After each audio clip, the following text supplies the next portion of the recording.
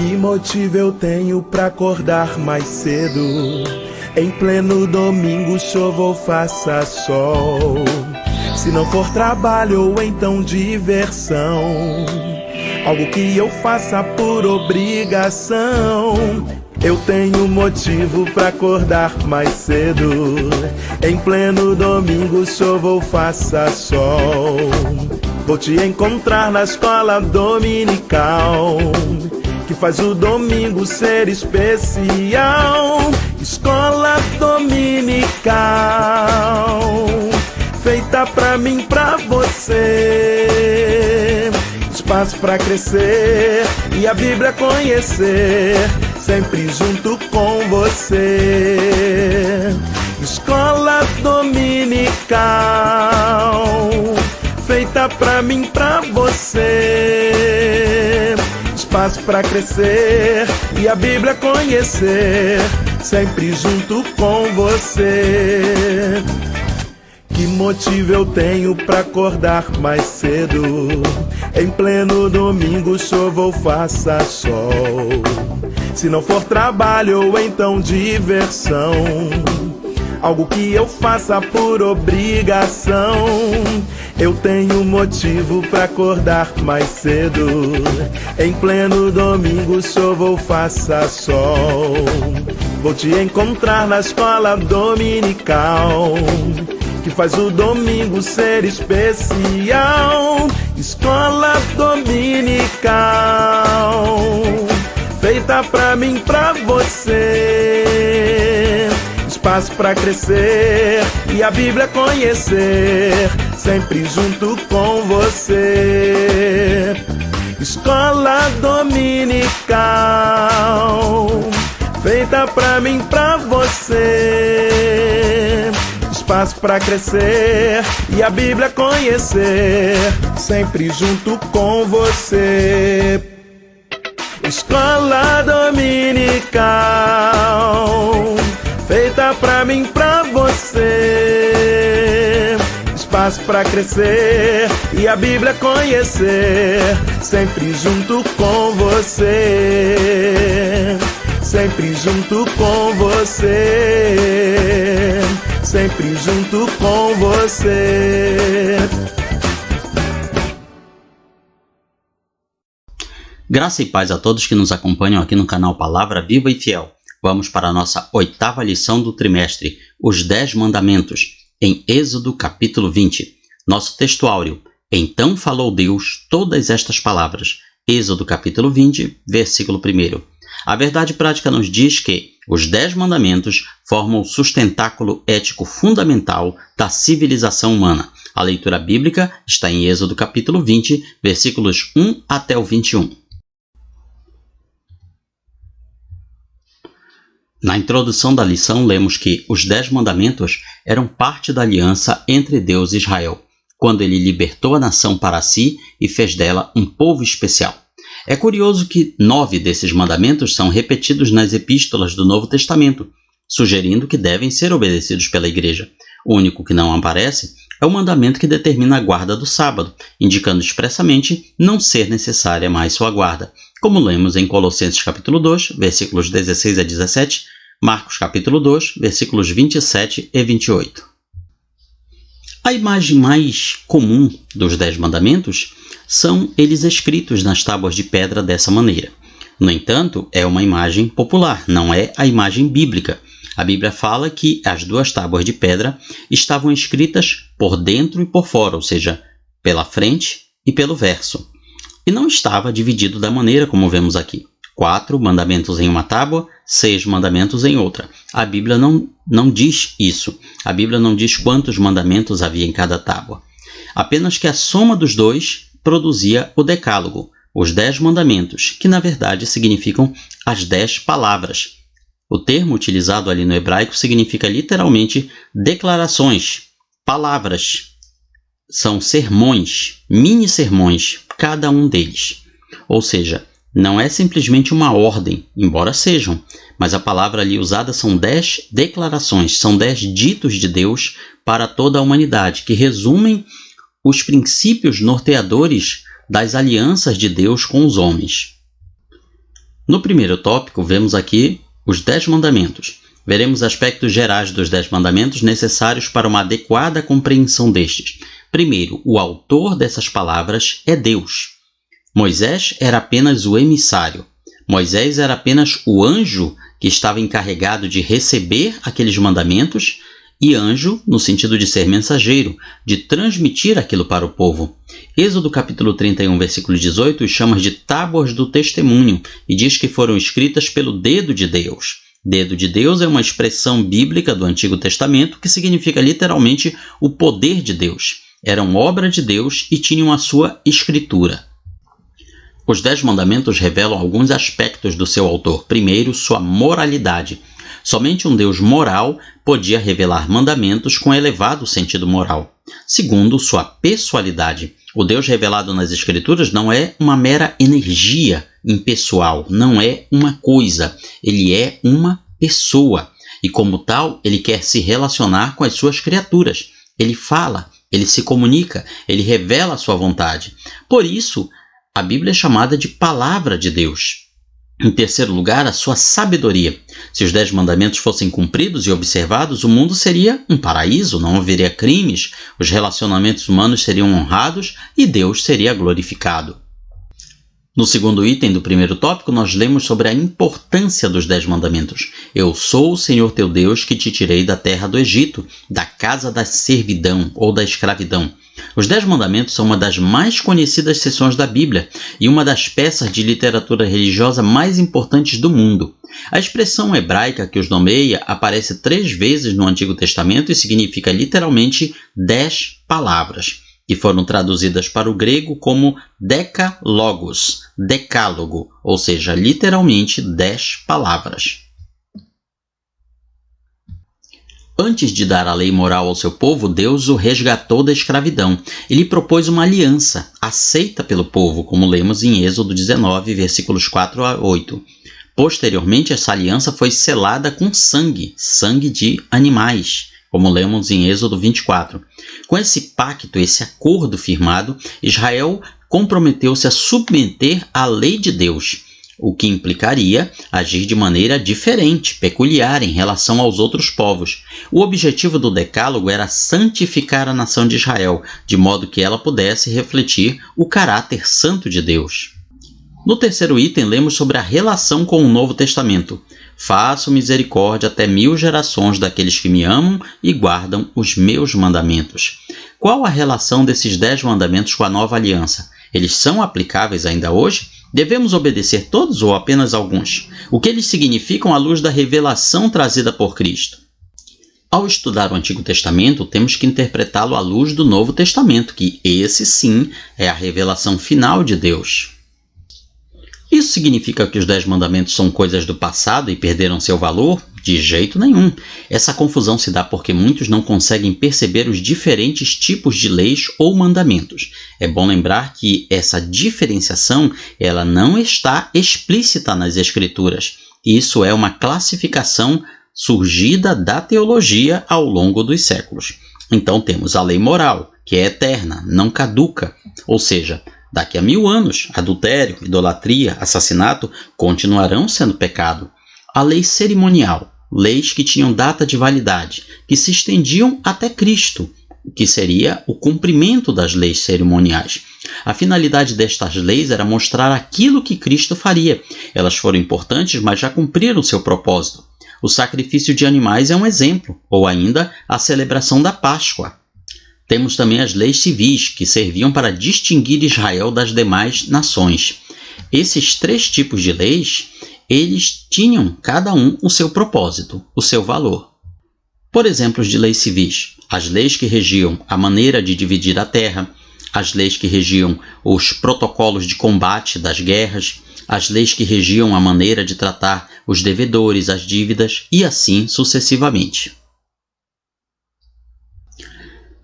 Essa distinção é apenas, repetimos, teológica.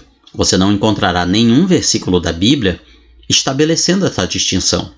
Para o povo judeu, que foi quem recebeu estas leis, elas são consideradas como uma coisa só.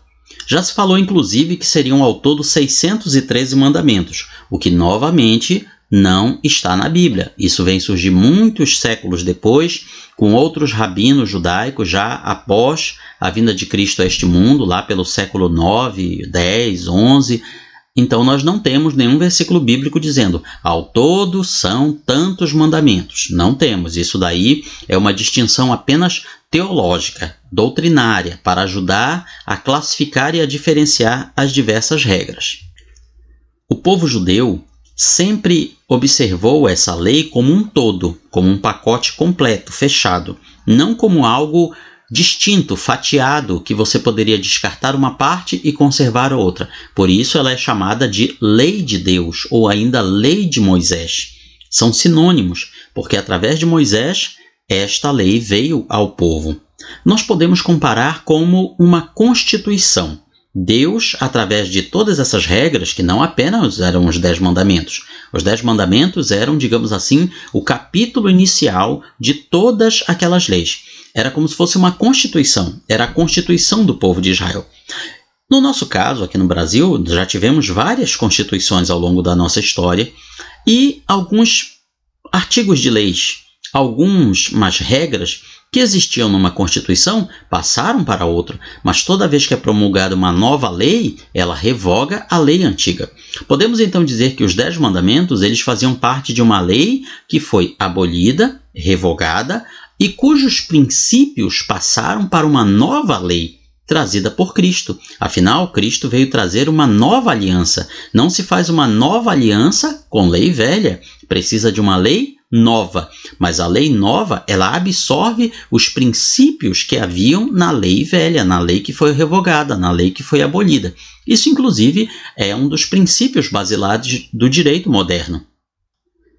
Portanto, os 10 mandamentos e todas as demais leis morais, civis, cerimoniais que havia dado no Antigo Testamento, eles servem para a nova aliança como uma norma, não como uma forma. Eles passam para a nova aliança como princípios a serem observados e adaptados a cada época, a cada povo, a cada situação. Em sua norma, em sua essência, em seu princípio, e a forma ela vai sendo alterada conforme a necessidade ao longo do tempo. No segundo tópico, lemos sobre os mandamentos verticais. Os 10 mandamentos contêm 2 divisões básicas. Os primeiros 4, cujo foco é Deus, são chamados de verticais, e os 6 últimos, cujo foco está no próximo, são chamados de horizontais. Seguiremos essa divisão didática, lembrando, porém, que ela não é única. Há outros autores que dividem os 10 mandamentos em um grupo de 3 e outro grupo de 7. Isso daí também é consenso entre algumas correntes teológicas. Lembrando que essa divisão não está no texto bíblico. Ela foi criada na teologia, na doutrina e pode ser estudada tanto uma quanto outra. Não é uma divisão que esteja no texto bíblico. Primeiro item, não terá outros deuses diante de mim. Os 2 primeiros mandamentos se completam. No primeiro, Deus diz, não se deve servir outros deuses.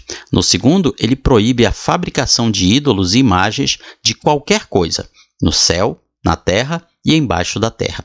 Essa proibição inclui o próprio Deus, ou seja, Deus não pode ser confinado aos limites de imagens, pessoas, símbolos ou qualquer outra forma visual que pretenda nos dar essa ideia sobre Deus. A ideia que Deus quer passar é que nenhuma imagem pode representá-lo. Deus é espírito, ou seja, ele não é matéria, e como não é matéria, ele não pode ser representado por nenhum tipo de imagem. O primeiro mandamento não é essencialmente uma proibição a adorar outros deuses, como se Deus temesse outros deuses, outros rivais.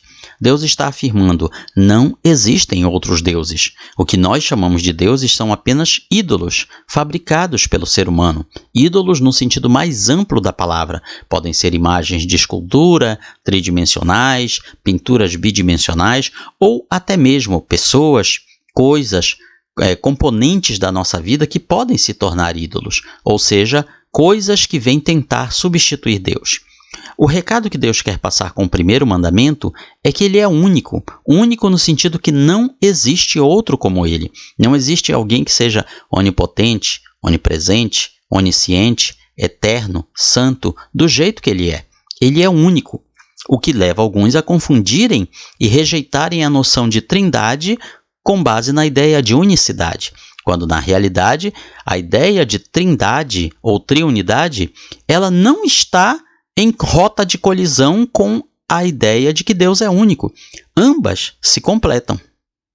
No segundo tópico, lemos sobre o uso do nome de Deus. Não tomarás o nome do Senhor teu Deus em vão, porque o Senhor não terá por inocente o que tomar o seu nome em vão. Ou seja, o nome de Deus não é um amuleto, não é uma senha.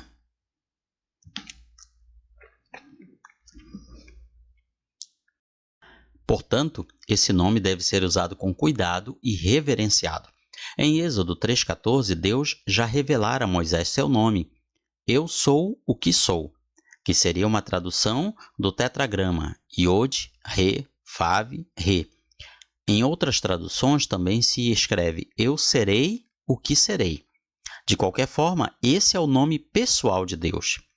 Os comentaristas mais conceituados rejeitam a transliteração de Jeová, preferindo Yahvé. Existem também outros que dizem que a melhor transliteração seria Yehová. Existe toda uma divergência sobre a maneira mais correta de traduzir esse tetragrama sagrado.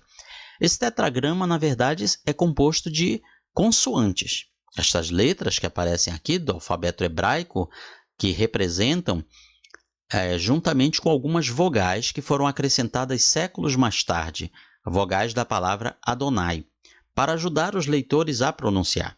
O certo é que esse tetragrama sagrado existem várias divergências sobre a maneira mais correta de pronunciá-lo. Na versão bíblica Almeida atualizada, esse tetragrama é traduzido para Senhor. Claro que não é a melhor tradução, mas ali seria uma forma de indicar ao leitor onde aparece a palavra Senhor em letras maiúsculas, totalmente maiúsculas, é para dizer, aqui nessa parte do texto aparece o tetragrama. Claro que esse nome só vai aparecer no Antigo Testamento, já que no Novo Testamento, escrito em grego, não vai aparecer o tetragrama. Em vez disso, o nome de Deus é indicado por outros nomes em grego. Como seguidores do Novo Testamento, nós também temos um nome inefável, acima de todos os nomes, o nome de Jesus. A palavra Jesus significa Jeová ou Javé, o Senhor salva. É salvação. Essa escrita aportuguesada de Jesus, ela vem, por sua vez, do latim, que por sua vez vem do grego, que por sua vez vem do hebraico. Existe toda uma série de transliterações, não seriam traduções, mas transliterações do nome original de Jesus, que alguns dizem que era Yeshua ou Yehoshua, e a partir daí viria a escrita grega e depois a latina, até chegar no atual Jesus. De qualquer forma, ser cristão é se identificar e reverenciar o nome de Jesus, expressando seu caráter em nós.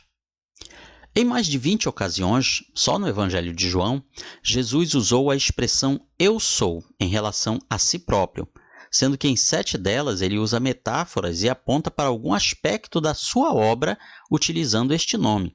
Com isso, ele quer ligar-se, ele quer indicar que ele tem ligação com o eu sou o que sou, manifesto lá no Antigo Testamento. Quando Jesus fala, por exemplo, eu sou o pão da vida, eu sou a luz do mundo, eu sou a água viva, e assim por diante, ele está indicando aspectos da sua obra com relação ao Deus que se revelou no Antigo Testamento.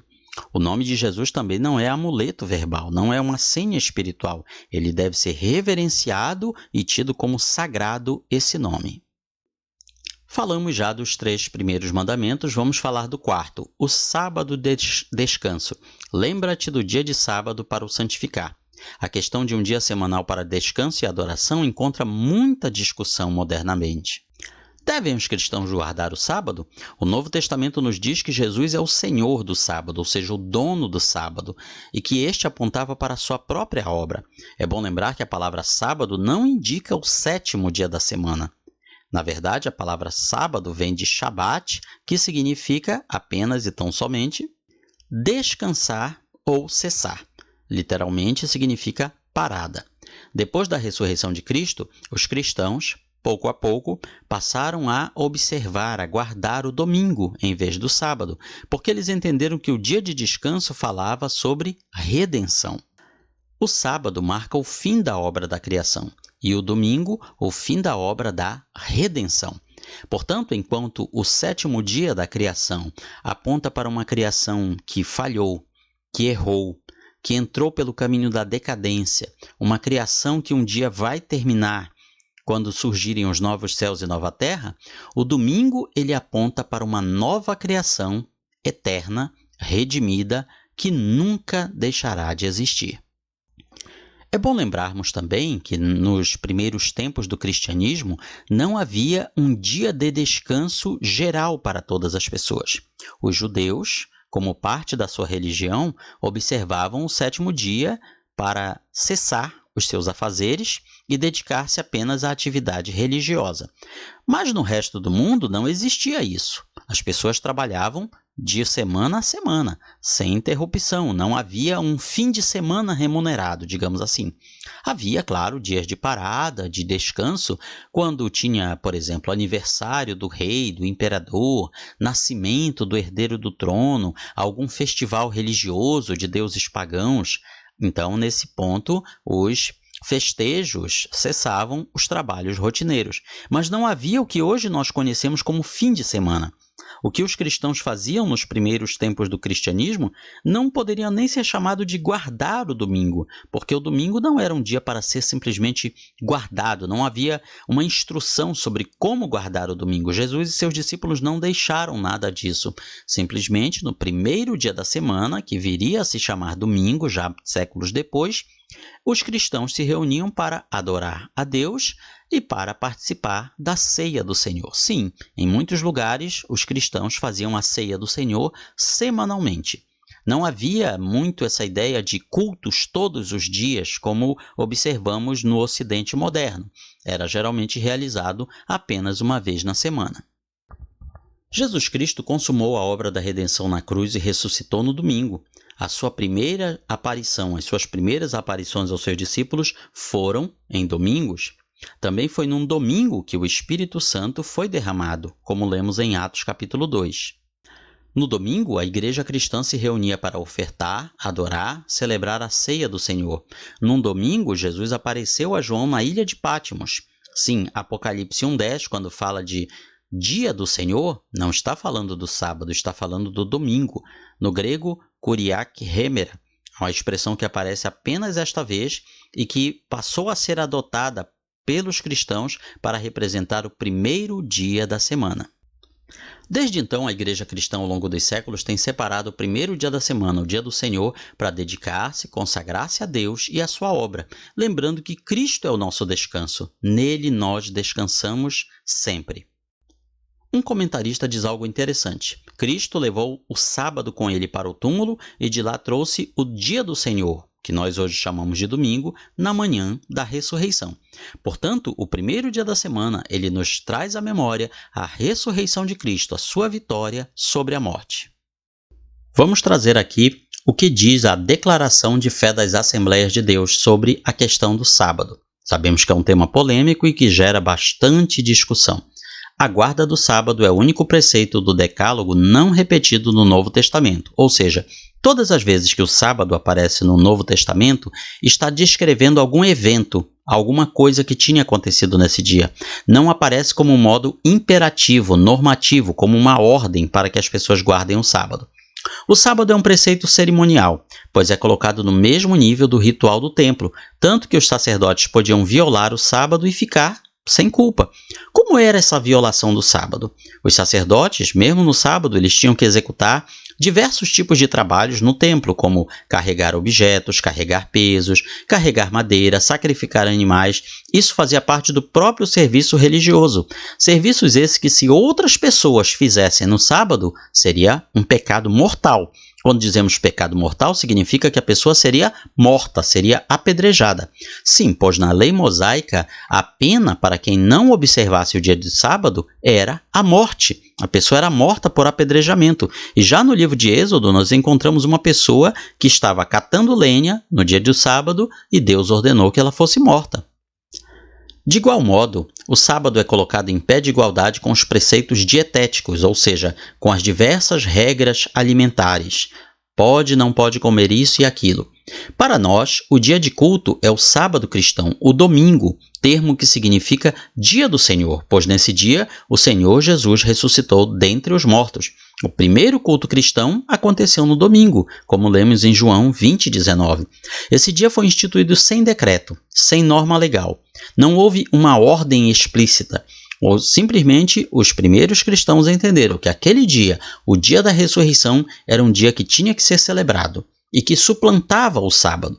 Se nós formos olhar, realmente, o sábado ele é sombra do domingo, assim como as coisas da lei mosaica eram sombras das coisas futuras. Por essa razão, nós estamos desobrigados do quarto mandamento. Significa que podemos trabalhar de domingo a domingo, direto, sem pausa, sem descanso? Não. Como já falamos antes na aula, nós deixamos claro que as regras do Antigo Testamento, elas aparecem no Novo Testamento como norma e não como forma. Então, o princípio que Deus quer deixar com a guarda do sábado no Antigo Testamento é não trabalhar direto, ter pelo menos um dia para repousar. Por isso lemos no livro de Êxodo, 6 dias trabalharás e farás a toda a obra, ou seja, o seu trabalho deve ser de 6 dias, e um dia você tem que tirar para o seu descanso. Ainda sobre esse tema do sábado, vejamos o que diz a Confissão de Fé de Westminster, que é base das crenças das igrejas reformadas protestantes, no seu capítulo 21, do culto religioso e do domingo. Capítulo 21, item 7. Como é da lei da natureza que, em geral, uma devida proporção de tempo seja destinada ao culto de Deus, assim também em sua palavra, por um preceito positivo, moral e perpétuo, preceito que obriga todos os homens em todas as épocas, Deus designou particularmente um dia em 7 para ser um sábado, ou seja, um descanso, santificado por ele. Desde o princípio do mundo até a ressurreição de Cristo, esse dia foi o último dia da semana. E desde a ressurreição de Cristo, foi mudado para o primeiro dia da semana, dia que nas Escrituras é chamado Dia do Senhor, domingo, e que há de continuar até o fim do mundo como o sábado cristão. Esse sábado é santificado ao Senhor quando os homens, tendo devidamente preparado seus corações e de antemão ordenado seus negócios comuns, não só guardam durante todo o dia um santo descanso das suas obras, palavras e pensamentos a respeito de seus empregos seculares e de suas recreações, mas também ocupam todo o tempo em exercícios públicos e particulares de culto e nos deveres de necessidade e misericórdia. Portanto, a posição da Confissão de Fé de Westminster, base das crenças das igrejas reformadas como Batista, Luterana, Metodista e várias outras que surgiram com a Reforma Protestante, é que o sábado cristão é o domingo. Nosso terceiro e último tópico fala dos mandamentos horizontais. A ordem e a estrutura dos 10 mandamentos é perfeita e plena de sentido. Nosso relacionamento com Deus determina como serão nossos relacionamentos com as demais pessoas.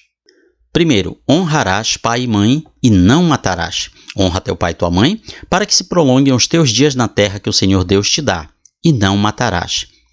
Veja que esta honra a pai e a mãe não é para que se prolonguem os dias do pai e da mãe, mas sim para que se prolonguem os dias do filho, os teus dias na terra que o Senhor Deus te dá. Ou seja, Deus está prometendo aos que honram pai e mãe que terão uma vida longa e próspera. Veja que não é apenas uma vida longa e miserável, mas uma longa vida e próspera. Deus promete sucesso, prosperidade e vida longa aos que honrarem pai e mãe. Pois nada adianta ter uma vida curta e próspera, nem uma vida longa e miserável. Portanto, a promessa para quem honrar pai e mãe é muito grande e excelente e prossegue no Novo Testamento. Tudo começa em casa. Essa é o grande mandamento, é o grande princípio contido nesse texto. A família é a base da sociedade. Grande parte das crises e problemas do mundo hoje é por causa de famílias desajustadas, ou também, como se diz, famílias disfuncionais. O 5º mandamento nos mostra como o filho deve agir com seus pais. Honra teu pai e tua mãe é mais do que obedecer pai e mãe. Existem aqueles que obedecem pai e mãe por força de lei, por força de um costume, mas não honram pai e mãe. É muito mais do que a simples obediência. Quem honra, obedece, mas nem sempre quem obedece honra. Honrar é tributar peso, dar dignidade, reconhecer a autoridade do pai e da mãe. O 6º mandamento é o menor de todos: não matarás. Poucas letras, apenas 10 letras. O seu significado é não tirar a vida de outra pessoa, não assassinar. Nós vemos que esse mandamento ele é muito mais antigo, aparece em Gênesis capítulo 9, versículo 6. Quem derramar sangue de homem, pelo homem terá seu sangue derramado, porque Deus fez o homem à sua imagem. Portanto, ali, perante Noé, Deus já estava deixando embutido a pena de morte para os crimes contra a vida. Deus estava dizendo que quem derramar sangue, pelo homem terá seu sangue derramado. Dessa maneira, Deus queria justamente evitar o derramamento de sangue através de uma pena preventiva. Claro que não matar envolve muito mais do que tirar a vida física da pessoa. Há várias formas de assassinar alguém. Por omissão, deixando que aquela pessoa se embrene numa situação que vai lhe tirar a vida, por falta de misericórdia. Também existem as chamadas mortes em vida ou mortes sociais. O mais conhecido recentemente é o famoso cancelamento. Quando caluniamos, difamamos, denegrimos a imagem de alguém, nós estamos, de uma certa forma, matando aquela pessoa. Isso também inclui oprimir alguém economicamente, prejudicá-lo nos negócios, fraudá-lo, desviar recursos públicos, também são formas de matar a longo prazo. Quantas vidas não foram perdidas ao longo dos anos pelos desvios de dinheiro público nos mais diversos locais e países? Existem, já falamos, os assassinatos por palavras. O mau uso da língua tem matado a muitos. As redes sociais estão aí repletas de palavras duras, falsas, cruéis, impensadas, que de uma certa forma matam as pessoas. Lembra que o nosso comentarista, um ponto interessante, há inclusive assassinatos cometidos do púlpito através de microfones por homens religiosos, homens e mulheres também. Portanto, muito cuidado com aquilo que falamos no púlpito de nossas igrejas. Podemos estar matando as pessoas até mesmo sem perceber. Os mandamentos não adulterarás e não furtarás. Uma coisa que deve ficar claro é que ao proibir algo, os mandamentos negativos, Deus estava ordenando o inverso. O 7º mandamento, não adulterar, implica a ideia de devassidão, fornicação, sexo antinatural. Mais tarde tomou o sentido estrito de uma relação extramatrimonial. A finalidade clara do mandamento é proteger a família. Isso é muito importante numa cultura como a nossa, que massifica o sexo, tornando o sexo algo banal.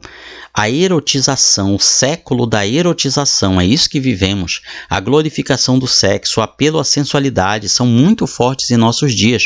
Há inclusive aqueles que relativizam o adultério. Essas pessoas dizem, foi apenas sexo, como se isso fosse pouco. Jesus ele vai além do mero aspecto legal e diz que o adultério pode existir sem que o ato em si tenha sido consumado, apenas pelo pensar. Quando o ato é praticado, o pecado já aconteceu na mente e no coração dessa pessoa. Por essa razão, o Novo Testamento enfatiza a pureza mental mais do que a pureza sexual, porque a primeira certamente produzirá a segunda. Não adianta haver uma pureza sexual física, corporal, se na mente existe todo tipo de lascívia e impureza. O 8º mandamento, não furtarás, é uma exortação a respeitar a propriedade alheia. A forma negativa do mandamento é clara: não se deve possuir nada que não se tenha conseguido honestamente. Furto é diferente de roubo. Furto é se apropriar de algo sem violência, enquanto o roubo acontece quando a violência o ameaça, ou grave ameaça, melhor dizendo. Mas o sentido é o mesmo. Se Deus proíbe o furto, que acontece sem violência, quanto mais o roubo, que exige violência. Então, na verdade, Deus está proibindo não é apenas o furto, ele está proibindo você de ter o patrimônio alheio de qualquer forma desonesta. Claro que isso inclui todos os tipos de crimes contra o patrimônio: furto, roubo, estelionato, extorsão, todos os demais que estão elencados nas leis penais. Não dirás falso testemunho e não cobiçarás. O O 9º mandamento traz a preocupação da possibilidade de alguém jurar falsamente num tribunal em Israel. As consequências seriam irreparáveis, podendo inclusive ser na morte da pessoa.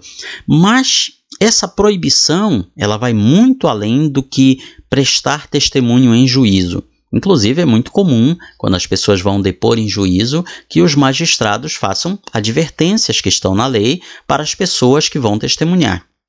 Na realidade, o que Deus quer falar aqui para todos os seres humanos é: não mintam. Deve haver verdade na sua fala. Uma língua falsa, fofoqueira, ela vai trazer muitos problemas. Falsidades, mentiras, fofocas, calúnias têm sido um problema em todo lugar, até mesmo em muitas igrejas. Então, quando Deus fala dessa maneira, não dirás falso testemunho, ele está querendo dizer: fale sempre a verdade, nunca minta. O 10º mandamento, não cobiçarás pessoas ou bens dos próximos, está na esfera dos sentimentos. É um desdobramento do 6º, 7º e 8º. Se o 6º mandamento proibia o assassinato, o 7º proibia o adultério, o 8º produzia o furto e os crimes contra o patrimônio em geral, esse proíbe a motivação. Os outros 3 proibiam a prática da motivação. Esse está indo mais fundo que os anteriores. Esse mandamento, ele cuida da base, daquilo que está no interior. A ordem dos mandamentos é inteligentíssima. Primeiro Deus, depois a família, depois o próximo e, por fim, as coisas. Na nossa aplicação pessoal, nós fazemos aqui uma referência a Mateus capítulo 5, versículo 17. Jesus não cancelou nem modificou a lei de Moisés, até porque ela não previa essas modificações. Não havia nada no texto da lei de Moisés que abrisse o que nós hoje chamaríamos de proposta de emenda constitucional, ou seja, um reparo, uma mudança parcial da lei. Ela só podia ser modificada se fosse inteiramente revogada, abolida e substituída por outra nova lei. E Jesus só poderia fazer isso se ele a cumprisse integralmente. Foi o que ele fez. Ele cumpriu totalmente a lei e nos capacita pelo Espírito Santo a vivermos de modo santo e irrepreensível. Portanto, Jesus não veio simplesmente ser um doutrinador, explicar como a lei deveria ser cumprida. Ele veio para ser um legislador, trazendo uma nova lei. Mas para isso ele cumpriu a lei anterior, para mostrar que somente Deus, através do seu Santo Espírito em nossas vidas, nos dá essa capacidade. Esse é um breve resumo da nossa lição e na sua escola bíblica dominical você vai aprender muito mais. Deus o abençoe.